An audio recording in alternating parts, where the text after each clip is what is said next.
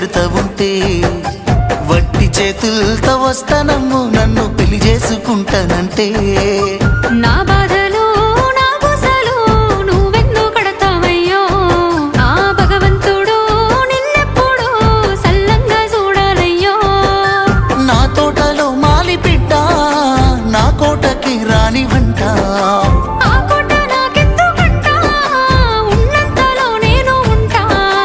కొండంత నేనున్న నీ మనసు అద్దాన సిద్ధంగా కానరానా